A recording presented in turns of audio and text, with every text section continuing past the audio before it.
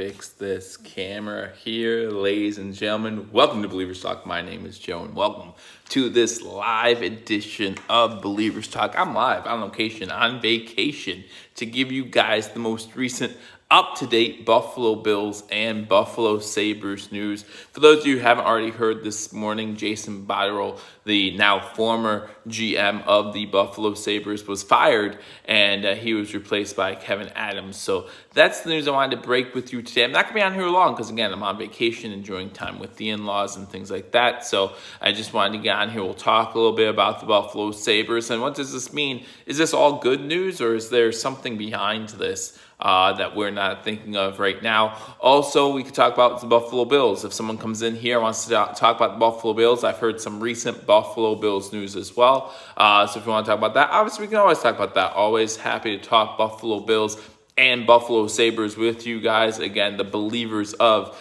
Believers Talking. I appreciate it. While you're coming in here, guys, make sure you hit that thumbs up button, like this video, and again, leave a comment. These live streams go so much better when you guys are involved. So again, welcome to Believers Talk. My name is Joe. If you're new to this channel, go ahead and hit that subscribe button. After you hit that subscribe button, hit that notification bell. YouTube will notify you when we put out new content. Again, the main reason for this video, this live video tonight, is that the Buffalo Sabres have fired Jason Botterill as the Buffalo Sabres GM. Bring in Adams. Adams has been with the Buffalo Sabres for quite some time already. It might be a new name to some, but if you follow the Sabres for any period of time, you know that he's not a new name. He's actually been with the Buffalo Sabres since 2009.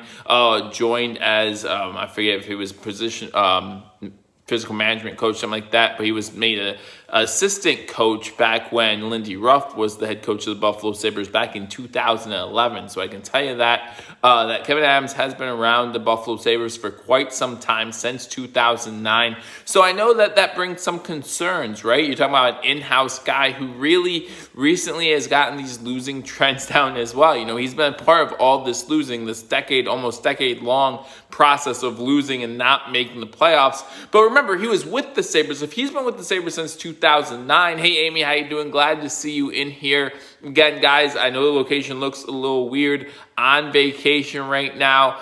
Thank God he's gone, says Amy. Yeah, we're happy that he is gone. But you have to ask yourself, what led to this, right? What led to Kim Pegula finally firing Jason Botterill after just 2 months ago, or less than 2 months ago, her backing him up and saying, no, we're going to stick with him, and that was the plan this whole time. So what happened? Let's dive into that a little bit. What happened with Jason Botterill, even though Kim Pegula recently came out and said that, hey, you know what, the fans don't see what's happening behind the scenes.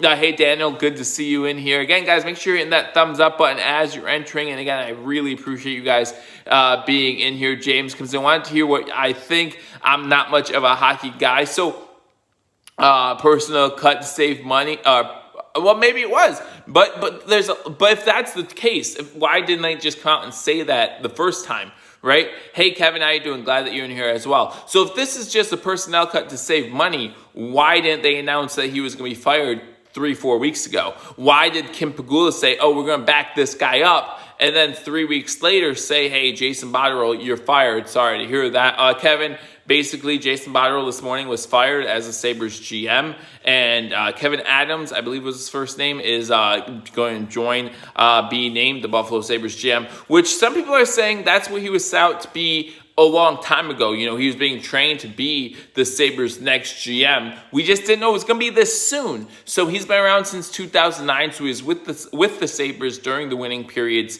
of the early 2000 or mid 2000s, late 2000s, and then of course this decade-long rough stretch here. I don't know if they plan to save money from these firings. They have to pay out those contracts plus replace them. Yeah, Danny, absolutely right. They still have to pay Jason Botterill whatever his contract was for the remainder of his contract. I think there was only 1 year left. But he also, I mean, the Sabres have really cleaned house today. Jason Botterill was not the only one fired today. There were 2 other positions in the Buffalo Sabres front office and a head coach of the Admirals, I believe, that was fired today as well. So the Buffalo Sabres really cleaned house today and decided to kind of start over, start fresh. And sometimes that's what you need, especially when you're a team like the Buffalo Sabres, who's really been slacking over the past decade. decade or so. And fans, we know that. As fans, we want to see more improvement from year to year. And that's something that Pegula said in a statement today about how we deserve better as fans, and they demand to start winning on a regular basis, which is pretty much what they said 3-4 years ago, or actually no, longer than that. That's when they bought the Bills. When they bought the Sabres, when they originally bought the Sabres, they said that they wanted to bring consistency to the city of Buffalo, which they haven't done yet. Let's be honest, they haven't done that. Yes, the Buffalo Bills are beginning to turn it around, and maybe, hopefully, that includes some consistency at the winning level. But the Sabres have been losing for 10 straight years. John said, I think it was said in Kim's press conference, about the stability of the team, and that's why I think the personnel move. They cleared out the Rochester Americans coaching in front office, the Amerks. That's what I was thinking of. Thank you, Daniel, for chiming in there. So why did this happen, though? So that's a question we have to ask ourselves. Why has happened? Are we happy that it happened? I mean, the original reaction from this is happiness, right? We're happy that he is gone, right? We're happy that we hopefully can get a GM that knows hockey a little bit better. You know, we talked when Kim first said that they were going to keep Jason Botterill as the GM. I came on here live. Hey, Rizvard, how you doing? Good to see you. And I came on here and we talked about what I thought and some of the moves that Jason had made that made me think, you know what, he's just not set out to be a GM. Again, we talk about his draft picks. Only 2 of his 18 draft picks have seen any time in the NHL in his 3 seasons as GM. That's just not acceptable. Now, he did sign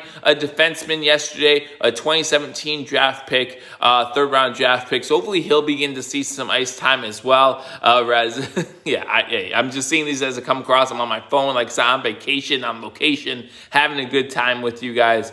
Going back to the budget savers, what happened about drilling a new oil well? Hey, again, John, as Daniel said, we still have to pay these guys, even if they're fired. So we'll see what happens. But what happened with Kim sticking by Jason just 3-4 weeks ago, and then last week we heard Jack Eichel had a Zoom meeting of some sort where he actually challenged Jason Botterill and challenged him as a GM, and now we see him gone. So does Jack Eichel have that much authority over this team now where he gets to decide who the GM is just by a simple Zoom meeting? And if that's the case, listen, again, I'm happy Jason Botterill's gone, but at the same time, do you want your president going back and forth? And this leads us to, does Kim Pegula need to give up the reins as president of the Buffalo Sabres, right? Again, 3 weeks ago, she's saying, hey, we're sticking by Jason Botterill, and I'm not happy with that decision at all. I'm not happy for 1 minute, but that's her decision. That's the president of the team's decision. She has to stick by that. So now it really looks like either she was pressured by the fans to make a move, or she was pressured by the star player to make a move. Either way, it's not a good look. If you're the president of a team, you really want to stick to your guns sometimes, even if the fans aren't playing. Remember what she said. Remember what I got on her for saying, hey, Buffalo Sabres fans are not seeing some of the off-ice things that we are seeing, and that's why we're sticking with Jason. That's what she said.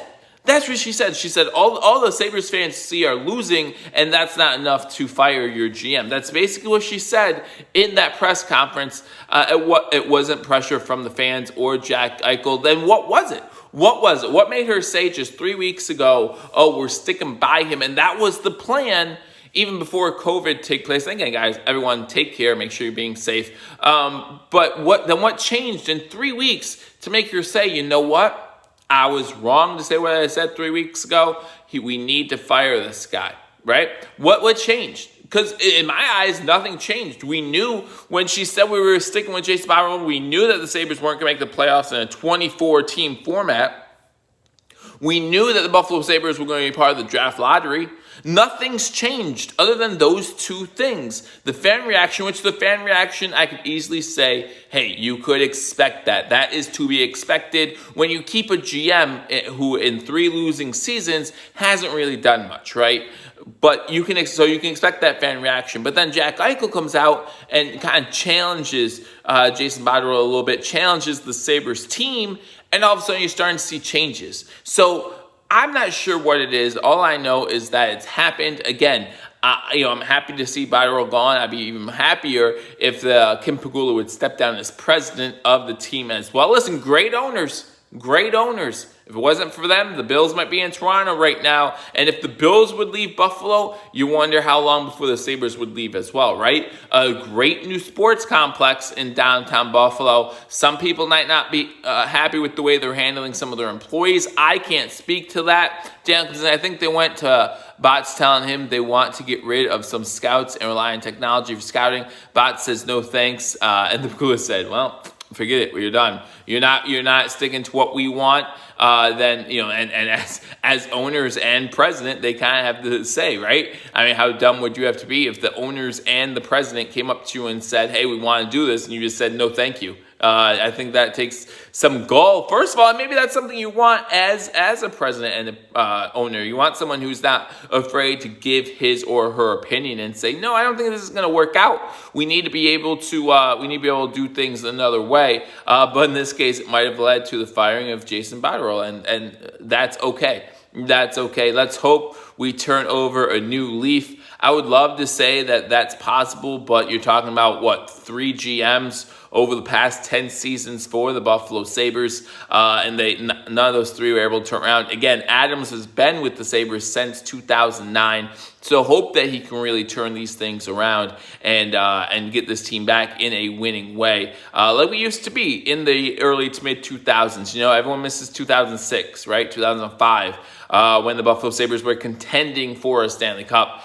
We miss those times. We know that our Bills are doing pretty good, and they're beginning to rise up to the next level of competition. Hopefully the Sabres will do the same thing. Again, hopefully this missing the playoffs when 80% of teams make it is really a slap to the face of the Pegulas, of other front office people in the Buffalo Sabres organization, that really gets them thinking how they can turn this thing around. You can have a contrary opinion as a GM if you are winning. When you are losing, I can agree with you on that, Daniel. When you're losing, you need to do whatever they say. In the top of this organization, they need people who have knowledge of hockey, and maybe Adams is that guy. But again, I don't think Kim Pegula is the right person at president, just because she does own the team. I'm not saying that she doesn't want what's best for the team. I think that's very possible that she wants what's best for the team. But Daniel, let's even say we are correct in that, right? Let's say you are correct in saying that the reason why Botterill was fired was because Kim Pegula as president and the Pegulas as owners came to him and said, "Hey, we want to move in this direction." He said no, and now they're fired. Well, that really is a lot of pressure on the next GM of this team, because this is what happened to the last guy that said no. He got fired.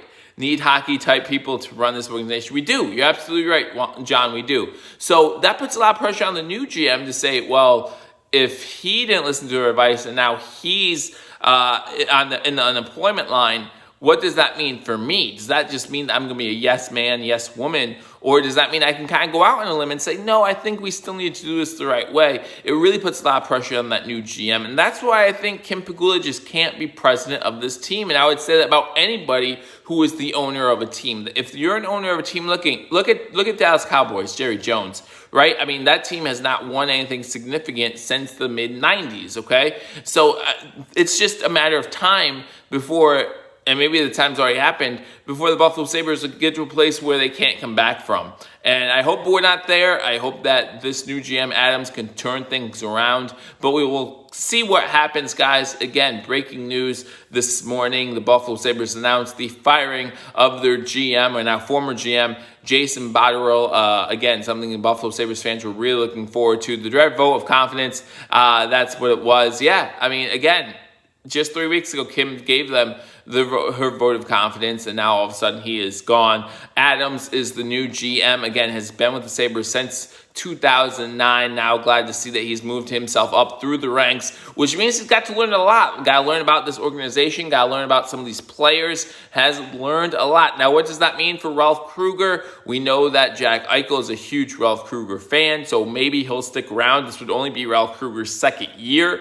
Now, that does put a little more pressure on Krueger, even if they keep him to turn this team around quicker, because again, there's going to be no ties to Ralph Krueger with a new GM in there. So we'll see what happens there. Vote of confidence equals kiss of death. Yeah, James Snee. That's what happened in this situation. So again, guys, thank you for joining me. Again, I'm on vacation, so I'm going to get the heck out of here. I just wanted to give you that breaking news. Again, guys, join me whenever there's breaking news from our Buffalo Bills, Buffalo Sabres. You know I'm going to be covered right here on Believers Talk. So make sure you hit that subscribe button. After you hit that subscribe button, hit that notification bell. YouTube will notify you when we post new content, when we go live. We'll see what happens. The Pujols burned down the Sabres today, but Krueger survived. Hopefully he survives at least one more season, and we can see the ship turn around and maybe lead us to the playoffs, lead us back to the promised land where the Buffalo Sabres rightfully belong. Get some good goaltending in there, sign some of these young players that we haven't signed yet, and get that get Captain Jack